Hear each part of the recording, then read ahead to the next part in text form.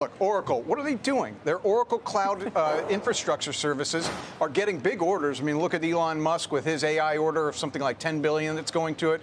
Company has been building these data centers to support cloud services that in turn are supporting artificial intelligence. Very forgiving multiple. And the reason the multiple is forgiving, by the way, is because they're investing right now. So people are looking at how much money they're putting into these data centers and they're saying, where's the free cash flow? Folks, don't be short-sighted. Be a little bit intermediate-sighted and say, yes, this investment that they're making is going to pay off in the back half of this year in 2025, where free cash flow should pick up.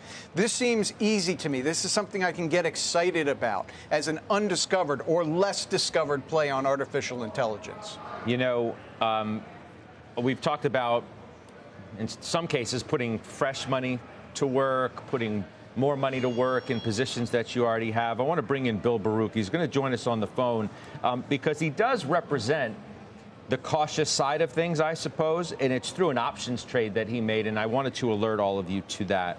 He joins us now. Can you tell us about this put spread that you bought on the S&P 500? Because I think it's a good place to begin our conversation and, you know, talking about leaning in versus leaning out a little bit. Absolutely. Yesterday, I'm looking at the markets coming into NVIDIA's earnings, looking at some of the momentum indicators, the breadth indicators that I look at, the sector and industry relative comparative indicators, and it was not looking too pretty to me. I kind of shrugged it up to the fact that, okay, we broke out to a record high, and the market is just waiting around for NVIDIA's earnings, and NVIDIA is going to maybe save the market or encourage more buying. And yesterday's opening bell, I did not like that reaction. We had the hot flash PMI data, and going into the last day ahead of a long weekend, Don't tell me you dropped out just now. 500. Go start again with the actual. You dropped out when you were getting real specific about the actual numbers we're talking about. So just tell me what they are again, please. I apologize for that. It's the end of July SPY 520 500 put spread, and buying that to at least get me through the next couple of weeks here as the market digests. What we're seeing right here in this momentum in this stall.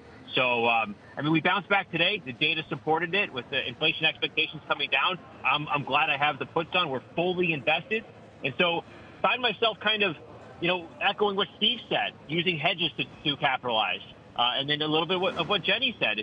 If you're fully invested, find things you don't like and cut it off. You sold AMD, too, which raises an interesting point that we've been discussing. Whether you look at some of these names that have the AI halo effect, the NVIDIA halo effect, so to speak, and whether it's time to bounce out of some of these things that have just gone up a whole heck of a lot. Tell us about this trade. Yeah, we've ebbed and flowed with AMD very well over the last year, and ever since it fell out of bed on April 4th with the broader market, it has not recovered like other names have, and I think that's very concerning. Its earnings report wasn't received very well. And Lisa Su, the CEO of AMD, during that earnings report, lauded the CPU business and the market share that they're going to gain. Well, Qualcomm just teamed up with Microsoft.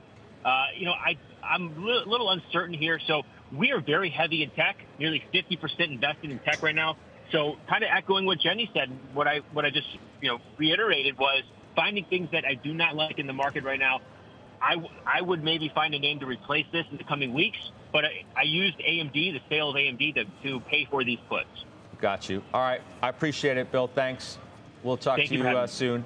I'm sure of that.